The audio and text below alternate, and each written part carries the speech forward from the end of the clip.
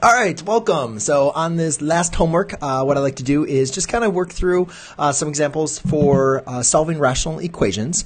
And what we're going to do is work through a couple, 4 equations that we're going to go ahead and solve. And then what we'll do is go ahead and get on a multiple choice. So this is the last section of this kind of like mini unit that we covered for rational functions. We covered previously simplifying, graphing, and now we're going to get into the solving portion. So to kind of get into it, I'll go through these 4 problems, then I'll go ahead and take a break for any of you that kind of join in. And if you guys have any questions, I'll answer those at the break or at the end. So, as you're kind of watching this, if you have questions, feel free to join in and chat in, and I'll be more than happy to try to see if I can help you out. All right, so the directions are solve the following rational equations and label any extraneous solutions. So when we get to some extraneous solutions, we'll kind of talk a little bit more about what that means.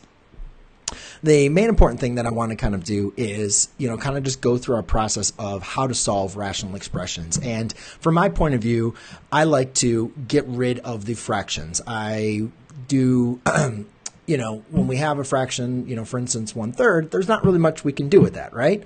However, if we had a fraction, 6/2, we can simplify that to 3.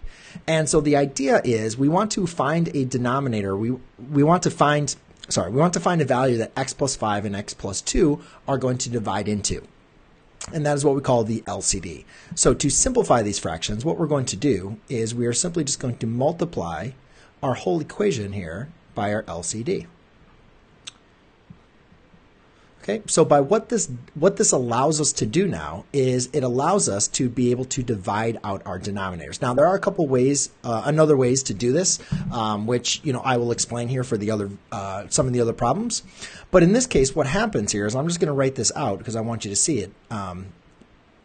When you multiply your equation by the same term, not only do you still have an equivalent equation, like you're not changing the value of the equation, but what you now are allowing yourself to do is to eliminate your variable. Or, I'm sorry, you eliminate your denominator.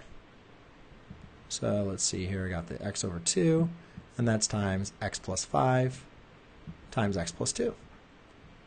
Okay, so for instance, like if I had, 2x is equal to 3, if I multiply, both sides by 4, then I'm just left with 8x is equal to 12. Well, 2x equals 3 and 8x equals 12 are equivalent equations. So as long as you're multiplying everything on both sides by the same value, you're producing an equivalent equation.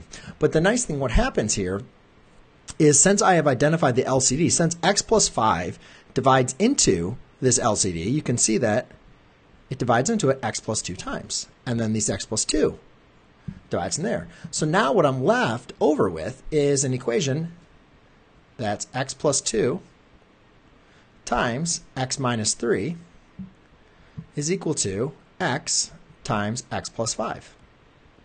All right, so now I'm going to have to simplify this, and I kind of ran out of a little bit of room, so I'm going to have to do a little maneuvering here. But let's go ahead and multiply this, and I'm going to do it a little bit in my head, so I'll have x squared.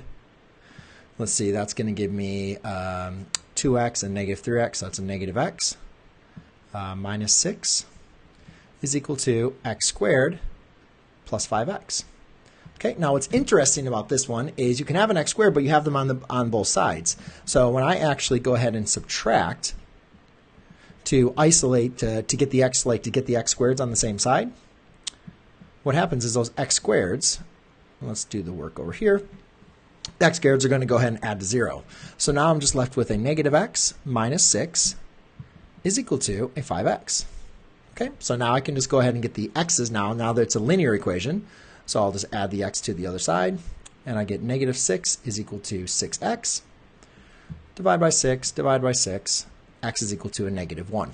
Now, what we want to do is whenever we have a rational equation that we solve, we want to make sure we just go back and plug our value back into our equation, basically to make sure that it's still going to be defined. Now, you can plug it into both of them if you're worried about you're doing your math correctly. Obviously, that takes a little bit more time to be able to, to do that. The main important thing when we're looking for extraneous solutions is values that work for a simplified equation, but don't work for an original equation. So for this one, I will just plug it into 1 just so we can see how it works again. This is kind of a little bit more of a algebra 1 kind of thing when we first learned how to solve equations. If you guys remember, we kind of did this. Okay, and you can see here we get negative 2 over 6 is equal to 1/3. And negative 2 over 1/6 is equal to the 1/3. Oh, looks like my wife is going through. Now I'm looking into, I added the x, 6x. Oh, that's supposed to be a negative 1. I was wondering, I'm like, why is this not working? Okay, sorry about that. So that's supposed to be a negative 1.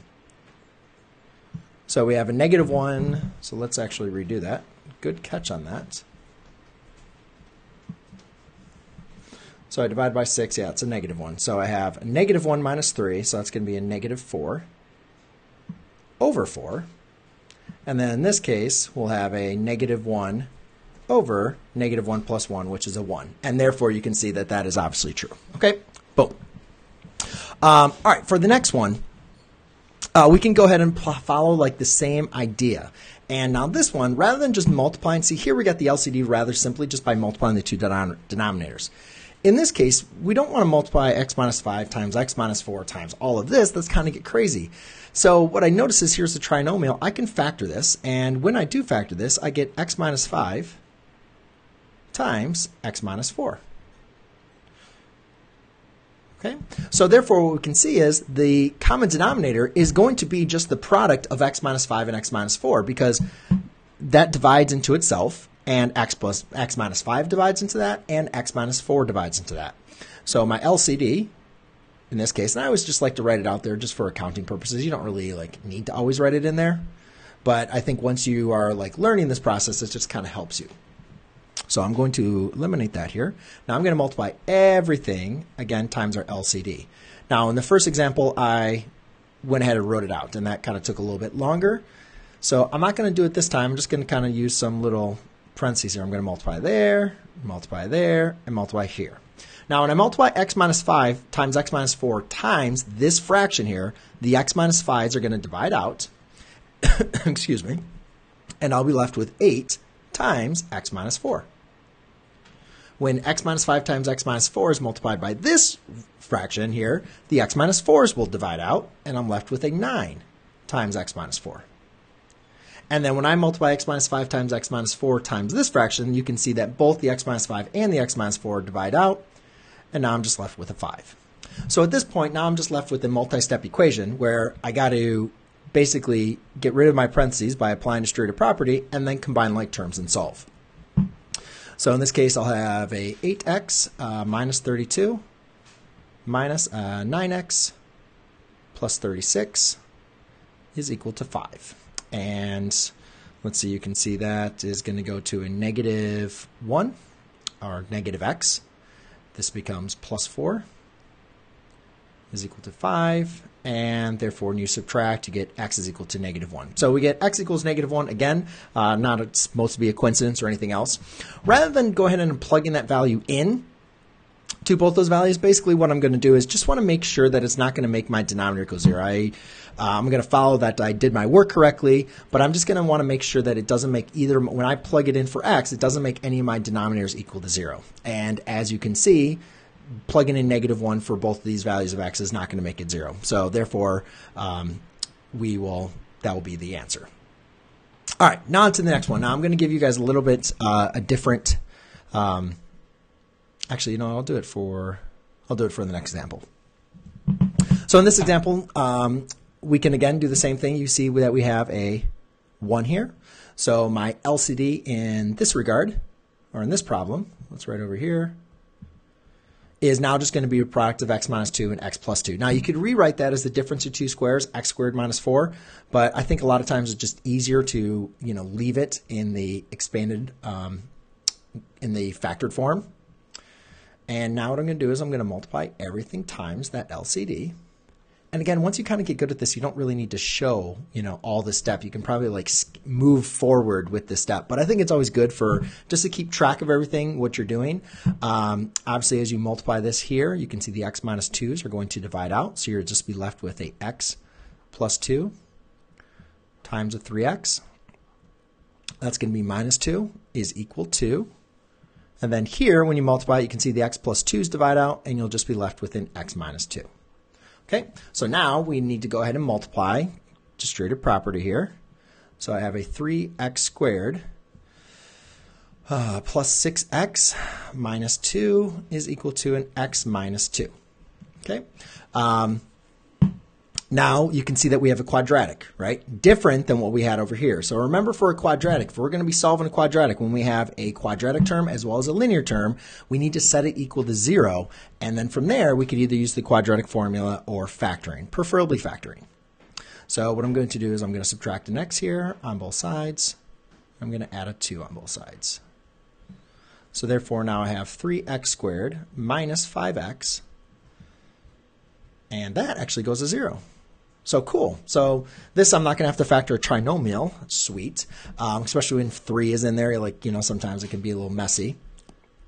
So what I'm going to do in this case, let's see, subtract 5 plus 2. Yep. So let's go ahead and rewrite that over here. So I have a 3x squared minus 5x equals 0. I can factor out the x. And that's going to be with a 3x minus 5 equals 0. So therefore, x is equal to 0, and x is equal to a 5/3. All right. And again, I thought I picked some extraneous solutions. So I guess maybe that's in my multiple choice I was thinking of. But now, again, I just want to go ahead and test my solutions. Make sure that they do not make the denominator 0 in my irrational equation. And you can see both of these, you would need a 2 or a negative 2 as a solution, which is not going to be the case here. So we kind of avoided that, which is good. Now, for this next one, I'm just going to kind of go through another process that we could work on. And this process kind of stems on the fact of using, again, equivalent equations. So I use the process of equivalent equations by multiplying everything by a common term. Another way you could look at equivalent equations is, you know, the same thing. If I had like 3x equals 6, right, that is equivalent to 3x over 2 is equal to 6 over 2. That's not a 2. Okay. So when you have an equation that is divided by the same term, you can actually just look at it in terms of the numerator, because basically I could get rid of this 2 by doing exactly what I taught, which was multiplying a 2 on both sides, and you get a 3x back to 3x equals 6. So the important thing is, if you can get the terms with the common denominator, then you can just go ahead and look at the numerator as your equation to go ahead and solve. So here you can see that my LCD is x, sorry about that, x times x minus 3. So if I want to get them to have the common denominator, all I'm going to need to do is multiply this right side by x over x, this left side by x over x, and then I'm going to have to fit this in here a little bit, but it's x minus 3, this one times x minus 3. So sometimes this is a little bit harder to see, so I'll just kind of like rewrite this. This is, you know, x times 2 over x times x minus 3. And again, once you kind of get used to this method, what you can do is like not have to always write this out every single time. But the important thing I want you to see is they all have the same common denominator. So since they all have the same common denominator, I can just go ahead and set the numerators equal to 0, right? It's like having 2 and 2, like you don't have, like you can show multiplying by x times x minus 3, the common denominator on both sides, and that's exactly what you're doing. Like if you want to solve this now multiply everything times x minus 3. As long as you're multiplying that times everything, you're just now going to be left with 2x plus x minus 3 is equal to x squared minus x. Now, again, this is a quadratic, so what we're going to want to do is go ahead and get our terms combined and get them all set equal to each other, or I'm sorry, set equal to 0. So let's get this to be a 3x minus 3 equals x squared minus x. Add the 3, subtract the 3x. I'm going to be left with 0 is equal to x squared minus 4x minus 4x plus 3. That's not a plus. That does not a plus. Okay, so now let's go ahead and factor this. So we have 0 equals, let's see, what two numbers multiply to give me 3, add to give me -4. That's going to be an x minus 3 times a x minus 1. And now I can apply the zero product property and say x is equal to 3 and x is equal to 1. Okay, but the problem is if I was going to take 3 and plug it back in, for instance, 2 over the first fraction, 3 minus 3, I get 2 over 0. So what that means is x equals 3 is what we call extraneous. And what that means is x equals 3 is a solution to this equation, right? But it's not a solution to the original equation. So technically the only solution that we have to this equation is going to be x equals 1. So what happens a lot in rational equations when you're solving, and obviously I only picked one example here, is when we're applying, either method, multiplying by the LCD or getting the common denominators, whatever case, when we do this, we simplify this down to, a quadratic or a linear equation. Well, it's possible that the solutions that you find from the simplified equation are not going to be the same solutions from the original equation. And when that happens, we call those solutions extraneous, and they are not solutions to the original equation. So that's going to wrap it up for the first part. I'll just go ahead and check it in with you guys. And if you guys want to work on these multiple choice here that I have over here, I'm just going to take a quick little break and just kind of check in with you guys. And on the chat, turn down, your head looks like an egg. Thank you very much. Yeah, so I'm not at school, obviously, for those of you that have joined in my live streams before. So I came home today early, and I am working from my home, which I have an overhead light, which is kind of near, and I was working on the lighting, trying to get the right mix. And if I didn't have the overhead light on, my room is not really configured right now. So it works a lot of times when I do late at night. I can get the light good, but when I do, this is the first time trying to do the live stream at 4 o'clock, and I'm getting a little bit sunlight from the sides, and so this is kind of a little bit overbearing. So I worked on it for a little bit, but then I just couldn't get it just right, and I was like, well, you know what, I'm just going to live stream. So that's what you get for it. So sorry about that. Dwayne Swallmans says, I'll never forget you. Well, happy to be able to help you out with your math. Hey, Hussein, good luck, man. Study hard. Thank you very much. That's right, man. Keep on studying hard. Got Algebra 2 test tomorrow, Yusuf. Going to go study and watch some of your older vids. Hey, man, Algebra 2, I taught Algebra 2 for many, many years, so I have a lot of videos. Hopefully that can help. And again, guys, after I'm done with this live stream, I will probably have, an extra like 10, 15 minutes. Maybe I can, answer any questions. So if you guys have any questions or anything in general, I can help you out with, I'll be more than happy to do that for you guys. Can you explain me cosine H, sine of H? Yes, and heroes, if you're still here, just let me know a little bit more. What exactly you, I think I know what you're referring to, but I'm not sure exactly in the context that you want me to be able to go with that. Please upload this record. I can't watch it because I'm sleep time. Hey, no problem. I can't understand name, but yes, if you go to my channel, all of my live streams are at the bottom. Like when you go to my channel, after I've completed a live stream, they're always at the bottom of like the meat roast recent live streams. So you guys can always go ahead and check out your my replays from there. All right, Ariana says the video is a lifesaver. I have an exam on these types of problems. Thank you so much. Well, you're very welcome, Ariana.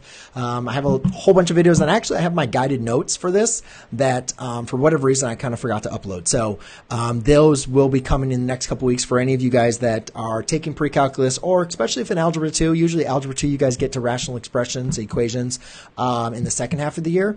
But, hopefully these videos can help you guys out, or if you're taking college algebra, stuff like that. These I will make sure I get those uploaded for you guys, so therefore you can kind of keep track of it when you go ahead and use it.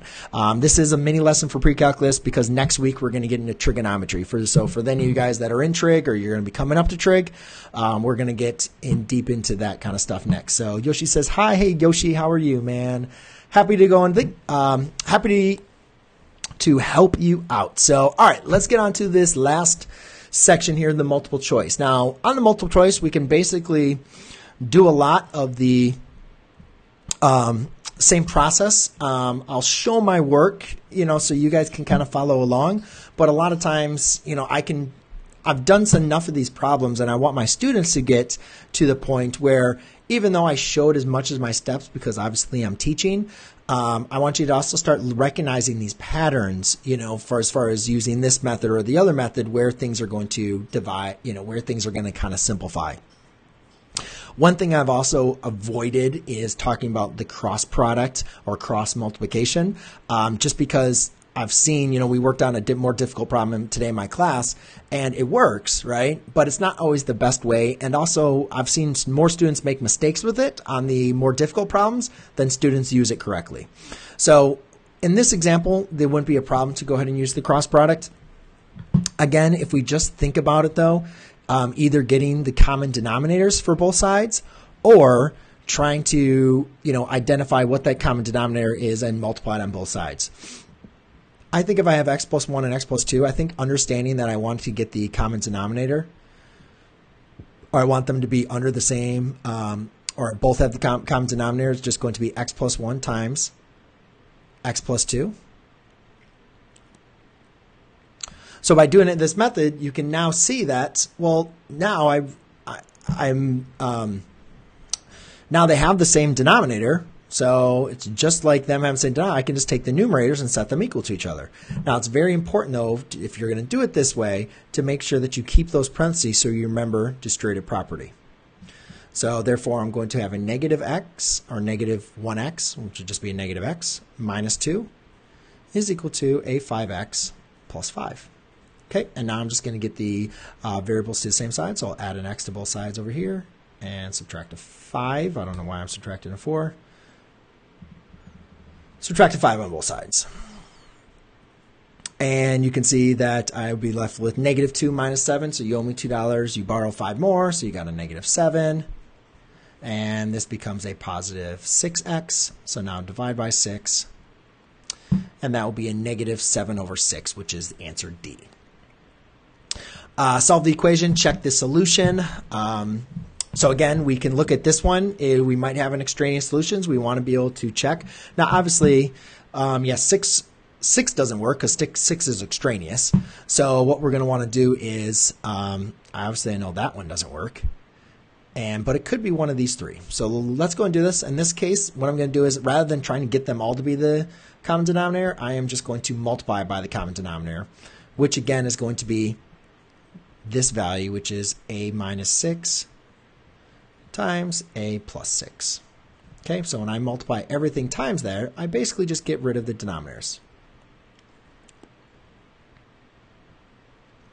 Okay, but remember, in this case, when I multiply this, both of them divide out, but I'm still left with the a.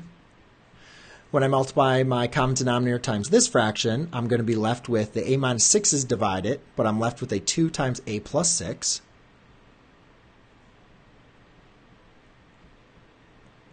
And then that's going to be equal to, when I multiply this common denominator times here, the a plus 6 is divided out, and I'm left with 1 times a minus 6. So that will just be written as a minus 6. Apply my distributive property, so I'll be left with a plus 2a plus 12. That's not a 12. Equals a minus 6. Okay, so let's go ahead and get our a's together, and let's see if I'll subtract an a on both sides here, so those will divide out, so I'll be left with 2a. Subtract the 12 is equal to a 2a is equal to, that's going to be a negative 18. Right, yeah, negative 6 minus 12. Owe me $6, borrow 12, that's 18, so I'll divide by 2, divide by 2. A is equal to a negative 9. So it looks like my answer here is A. Next one, solve the equation, check the solution. All right, so this is the last one. Cool. This one, again, you can see this factored form here. We have an irrational. X minus 3 times x plus 3. So therefore, I'm going to multiply everything times LCD. That's the way that I first went. Times x plus 3. So therefore, when I multiply that, I'm just going to be left with 6. I multiply there and multiply here. So let's see, we'll have a 6. And then notice the minus, that's a negative 1, right? That's going to be left over. X minus 3's divide out, so we'll be left with a x plus 3. and that's equal to 1 times that, which is basically going to be the product there of x minus 3, x plus 3, which we know already is x squared minus 9. Now I'm going to distribute this negative, so 6 minus x minus 3 equals x squared minus 9. All right, that's going to be, let's see here, let's get the x over to the other side, group these together. So that turns into a 3 is equal to x squared plus x minus 9, and then we'll subtract the 3. All right, so I'm left with a 0 equals x squared plus x minus 12. All right, so now we need to go ahead and see if we can solve this by factoring, and we're looking for two numbers that multiply to give you 12. One's positive, one's negative. That's going to have a difference of positive 1, and so I see that as positive 4 and negative 3. So therefore, that's going to be x plus 4 times x minus 3. Set those equal to 0 and solve. I get x equals negative 4 or x equals positive 3. But you can see if you were going to take 3 and plug it back in, that would make that denominator equal to 0. So therefore, that is extraneous. So my only answer here is going to be x equals negative 4, which is answer A. So there you go, ladies and gentlemen. Hopefully that kind of helped you kind of identify or at least get started with solving rational expressions. So if any of you guys have any questions, I'll be more than happy to answer them. Just got a couple minutes left. Or otherwise, if you guys have just like general math questions, I'm here to kind of chill with you for a little bit and help you out. So, hey, Yoshi. Hey, Nathan. Hexagon. So I'm due Fortnite default dance. No. Tessa Dab. No, why do you guys want me to do all tab? I'm just here doing some math. That's all I'm looking doing. It's just covering some math homework. Not to be your what am I thinking of? I can't even think of your what's the word? Your entertainment of the day. Even though I guess that is partially what YouTube is, like bringing in some entertainment into the math kind of world. But I know you guys are taking, some other classes. Like obviously my content is everything that I'm covering this year is all geared towards the pre-calculus. But I know that students are, taking different ones. But I would say there's a lot of comparables with Algebra 2, college algebra. If you are taking trigonometry, which is very similar with the pre-calculus topics, then you're going to have a lot of the same problems. And I also cover, some more advanced problems that students that are in calculus are obviously going to, come up to. And then even some ones that are a little bit more basic that students in geometry and algebra 1 that we'll kind of cover. So.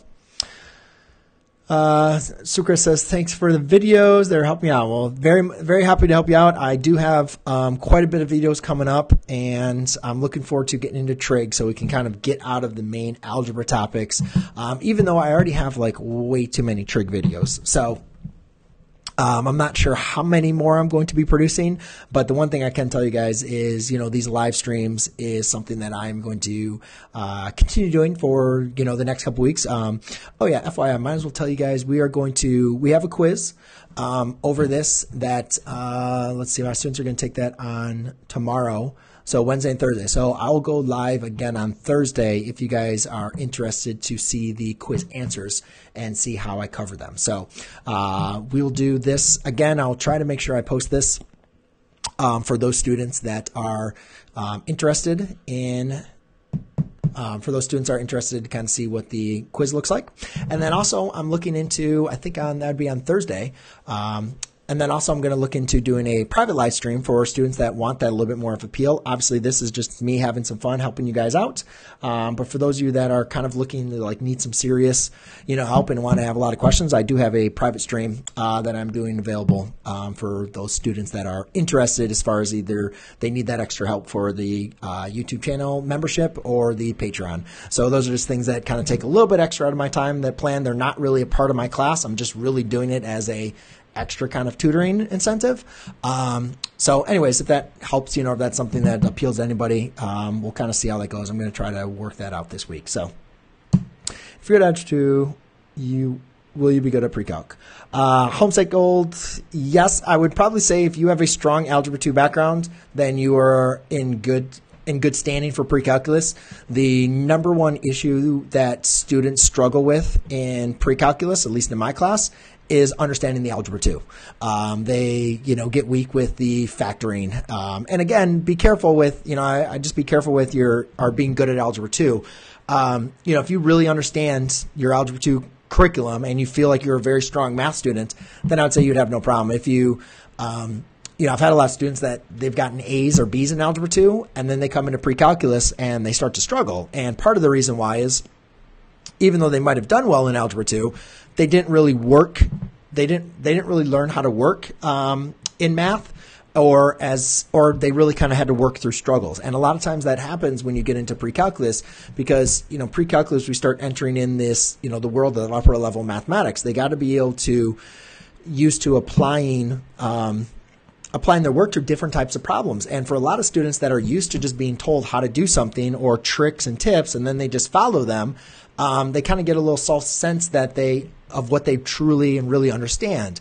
And what's difficult for pre-calculus for a lot of students, that is really, it's really great as a teacher to see them, kind of transform throughout the year, is, be able to give them multiple problems that they've never seen before, that are based off of what we've been learning, but them to be able to adapt and to problem solve and to work their way through it. When we start at the beginning of the year, I start kind of sprinkling in some problems that are kind of like little challenge problems, and they'll just be, I don't know how to do this. You didn't teach this, so I'm not even going to try.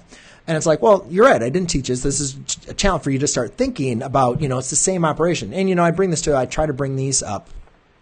Like, for instance, on this last example, like, if you were just to like follow what I did step by step and not really understand what I was doing, this problem would look like you would have no idea how to do this. Like, this problem would make no sense. One of the things that I kept on mentioning over and over and over again, was eliminating the fractions by multiplying the LCD, right? That was one thing that I just kept on saying over and over again. So if that's something that you have through this practice, you're like, oh, I'm really, okay, I'm getting that. Like, I'm understanding. I know why that works. That makes sense. Every single problem I'm practicing that. Now I'm giving you something that you've never seen before. Doesn't look like anything that you've seen before. And immediately the first thing I say is, all right, it's a rational equation. I need to solve. It has fractions. What would happen if I multiplied by the LCD? If I identified the LCD of x squared, and x minus 5, which, FYI, by the way, I don't know this, is x squared times x minus 5. If I multiply that times everything, I'm now not going to have, I'm not going to have as many fractions. I'm now going to go ahead and that's going to get rid of all these fractions right here. And then it's possible that I would have to maybe do that again to go and solve. And, I don't like to do these problems because I like for students to work on them. And then if they are curious enough, because it's not really a part of my curriculum, but if they're curious enough to keep on working through it, but they're getting stuck, then I'll help them out and then I'll look at them for them. But I don't like to just give this away. I want the students to know how to do these problems and to provide their work so they can check it, because, these are the types of problems they're mostly going to see on their tests and quizzes. And these are ones to really kind of help them work on their problem solving skills, because that's a lot what pre-calculus starts getting you prepared for, is those problem solving skills, to be able to say, hey, I'm not just going to show you how to do the same problem over and over and over again and then you just do it, but you're going to be, hey, I'm going to explain what's going on, and then you adapt. So that was a very, very long answer to a simple question. So I apologize for that, homesick, but I hope it did kind of make sense that, yes, in general, if you are good at Algebra 2, that is a good prerequisite for doing well in pre-calculus. But just make sure that, a lot of those basic skills that I've worked through challenges and worked through kind of struggles and working through some problems, because I think that's the test that a lot of students struggle with when they get to pre-calculus, is those, being challenged and working through problems that they haven't seen or in a situation that they haven't seen before. So anyways, Domination Problem Site, say hi. Thanks for domination. I appreciate it. Neil says, just want to say, stop by and say thanks. Happy to help you out with grade, man. It's, so happy that, any of my videos, even my older videos, you guys can watch and go back and, it helps you guys out, especially because I know learning math, it was always difficult. Like when you get stuck, it's just nice to kind of have something that you guys can watch and, kind of explain something or just reminds you something a lot of times that your teachers in class might have already taught you, or maybe it just wasn't making sense. And a lot of times when you hear it from somebody else, even though I'd love to take credit for, my explanations, but I know that a lot of times it just really takes you hearing it from a couple different people for it to be like, oh, now I kind of get it. Right. So, I'll pick up from where your teachers left off. I'll, take it. I appreciate it, but definitely good for you guys to, keep on working hard. I mean, because obviously, you're great. I'm not going to solve your grade for you. I mean, it's definitely up to you guys. So, just honestly follow the format. Yep. Holmes, like that's exactly it. A lot of people, they just, they only care about the grade. And so they're just constantly doing whatever they need to do to get the best grade possible. And they don't learn anything. And then they get to pre-calculus and then they're like, oh crap, I'm actually expected to know this stuff. And that's where usually a lot of the issue comes in. And hey, to be honest, that I was kind of that, I was that student. I mean, I struggled. I got a D in pre-calculus when I was in high school because I faked it. I struggled with math. So the only way I was going to go to good grades, because grades were very important in my family, I had to fake it. And, I faked it. And then I get to pre-calculus and I'm like, oh crap, I'm actually like, I need to know this stuff. And so, yeah, pre-calculus stunk, but, or at least for me in high school. But obviously I had to go back to the basics. I worked really hard and, I passed pre-calculus like barely with a D, but I ended up getting an A in college. So I will say I rebounded. I learned what I needed to do and, I caught back up. Tesla says, can you plug -9 on 2A to check your answer? I'm not sure if you can do that. On 2A, can you plug -9 in? What do you mean 2A? I'm not sure you can do that. Can you plug -9 on 2A? Oh, you're saying if you plugged it in. So, I don't know. Let's check my work. Let's see. Multiply that. So, you're going to get A. Those multiply out to give you 2 times A plus 6. And then that gives you A minus 6. 2A plus 12. Those will cancel, divide out. 2A is equal to -12, that's -18. A is equal to -9. Seems to work. I mean, I'm not getting 2 solutions. Plugging it in to check it that way. Do that here. -9 squared is going to be 81 minus 36 plus 2 over -9 minus 6. Is equal to 1 over -9 plus 6. Okay, so you're going to make me do a lot of fraction operations. All right, I got you. 81 minus 36, so that's going to be 45. So let's do -9 over 45, which can be reduced. This is 2 over 15. Somehow Siri turned on. That's the oddest thing I've ever seen in my life. All right, so 2 over 15 is equal to a -1/3. I don't know why I'm writing on this like so crooked. Sorry about that. So this reduces. So 9 goes into 45 5 times. So that's really a -1/5. And then plus 2/15 or 2/15. And again, that equals -1/3. All right, so to get this to be common denominators, I need to multiply by a 3 over 3.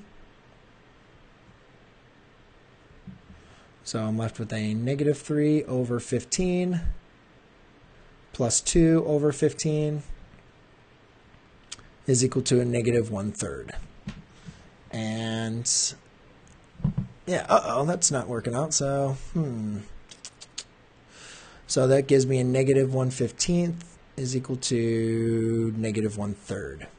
So it seems like I did some negative symbol wrong here. So let me just double check. So that's a -9. That'd be 81. That's -15. 81, that's 45.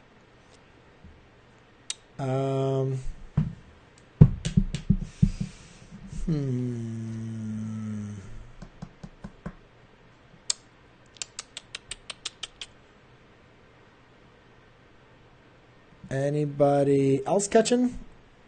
I said hi. Well, hey, Nathan. How are you? And that is... Oh, no. Negative 9, so that should be 3. So now I'm not getting that possible solution. Well, now you got me. So looking for anybody else that's seeing this mistake here, or seeing if I made a mistake. Or when I plug it back in, plugged in a negative 9, 9 squared, 81. Okay, just got a couple more minutes before I can go, so let's see if we can get this one done. Hey, Chris, thanks so much, man. I appreciate it. Do you got the answer with that, too? Because I'm trying to look at this, trying to see where I did my work. But, hey, man, I appreciate it. I know whatever you can do, it definitely helps. And I love the exact 99. It's awesome.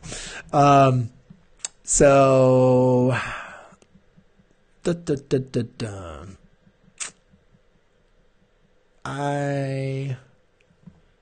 I'm not saying, hey, Abdul, hey, Wen, how are you? We're just trying to figure out my problem, where I'm doing wrong. So you know what I'm going to do? I'm just going to rework the problem down here. So this is a over a squared minus 36. Because a lot of times, like when I'm doing a problem, a squared minus 6. Hey, Tesla, thank you, man. I appreciate it, guys. And, it's just day after work, just doing some live streams for you guys, and I appreciate, any kind of, support you guys throw my way. I know it's something that is beneficial to you guys, because I will tell you a lot of times, it's sometimes I'm not sure. I'm like, I don't know if anybody like really gets, how much value, guys get out of this. I mean, obviously the reason why I create these homework assignments, is obviously for my students. I'm spending time and money creating them for students that are on the Patreon and the memberships. But I was like, I want to also incorporate this into my into the YouTube channel, and kind of see. If that's something that people would benefit from as well, so anytime you guys do a super chat or anything like that, like I really do appreciate it, because, it just kind of reminds me that, you guys are here, watching, like you're getting value, out of this, even though we can't figure out this answer, or at least I can't figure out this answer. So what I'm going to do is I'm going to show you what happens a lot of times. When I can't figure something out, a plus 6. I am just going to rework the problem. So sometimes it's best to just clear your slate of your head and just say, all right, let's just redo this problem. Maybe let's do it the other way. Let me just make sure I have this right. A squared minus 36, 2 over a minus 2. Oh, that's a minus 6. Oops. So you got to make sure you copy it down correctly. That's important. Equals 1 over a plus 6. All right, cool. So let's go and do it the other way. Let's multiply times the a plus 6. And a lot of times I'll just say forget what you previously did. Just do the problem again from the beginning and see if you get the same answer. And a lot of times you will, but then sometimes you're like, oh my God, that was the stupidest mistake I made. Like, how could I do that? This already has the common denominator. You can see now they all have common denominators. So therefore that's going to be a plus 2 times a plus 6 is equal to a minus 6. Distribute a plus 2a. And a lot of times too, if I was skipping my steps, then I will not skip my steps, and I'll say I'm going to do this step by step. Okay, and I could subtract an a, so I'm left with 2a plus 12 is equal to a negative 6. Subtract the 12, 2a is equal to a negative 18. Divided by 2, a is equal to negative 9. Okay, so that part is working. I love learning if you're very homesick. Money is invaluable. That's right. To use the word, Santiago says you deserve more. Well, hey man, it's great to like see like the growth, so far. And so I'm just hoping that, I can keep on making videos, and I'd like to expand my videos as well. Obviously I've been making videos on pre-calculus for a long time, and, I really enjoyed last year doing calculus, or the last 2 years doing calculus. But obviously I'd like to kind of expand that a little bit more because, obviously I got a degree in mathematics, and I'd like to kind of go back through a lot of that curriculum that I did. Just kind of expand on my videos and keep on, kind of broadening out a lot of things. It's been really fun this year to do all of this work in the live stream for students, but it's, I'd like to kind of do some more videos as well. So hopefully for those of you that are kind of continuing on, this isn't going to work. Let's do it down here. That can be helpful for you guys, because I remember when I started taking like upper level classes, no longer would like the tutor lab at college, be able to help you out. Like you're just kind of like on your own, and you had to figure out everything basically on your own. I don't know what the heck I was doing.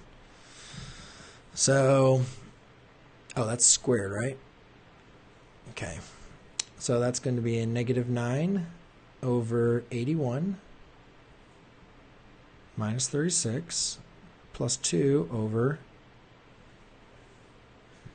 -15 is equal to -1/3. And that is going to be 45. -9 over 45 plus 2 over -15 is equal to -1/3. This can be reduced to... Oh, did I really do that? No. All right, this can be reduced. So 9 divides into 9 one time. 9 divides into 5. So that's a -1/5. Plus 2 divided by -15 is equal to a -1/3. Get common denominators. I'm going to multiply by a 3 over 3. -3 over 15 is equal to 2. Oh, wait a minute. Why do I have a -15? That's a negative. That's it. Found it. See how that's a negative? I always kept on writing these as a positive. So these are a negative. Because that's a -15, you can write that you can write the negative up in front. So it's really, so now I'm going to go ahead and rewrite this. Thank you. Did anybody find it? No? Can you do analytic geometry? Yes, I can, Victoria. If you got some, we're going to be getting into it rather shortly. But if you have a question, I love analytic geometry. So I will be more than happy to work on any of those problems that you have. Those are like my favorite. Even when I wasn't doing good in pre-calculus, I would actually just solve analytic geometry ones, like any kind of verifying or simplifying identities. I just love those. And sometimes I'll do that. Like you can see, I just take 5 minutes. I had to re-brush my brain, and I can see my mistake. I finally found my mistake. So that's going to be minus 2 over 15, which is now equal to a -5 over 15, ladies and gentlemen, which is equal to a -1/3. So I got it. Small little mistake, guys. That's all it is.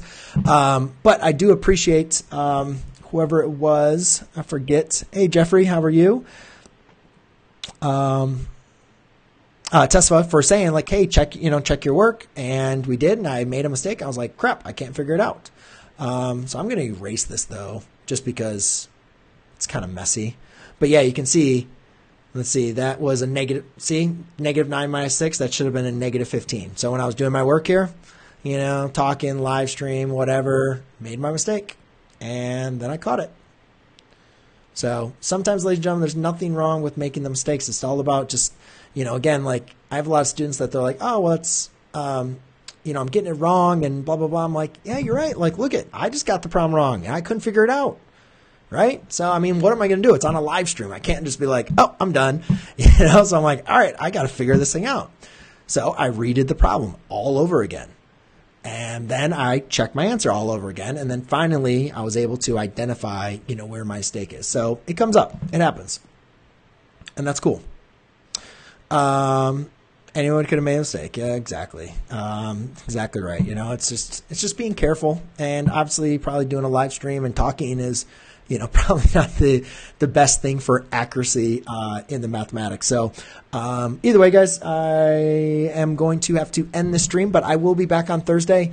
I'll probably do the live stream from my classroom, so it'll probably be a little bit earlier, but hopefully you guys can join. We'll do another quiz where I'll kind of cover simplifying, graphing, as well as solving identities. And then Victoria, if you have, some analytic geometry, or if you guys have any other questions in your classes that you want me to cover, just feel free to, reach out to message me.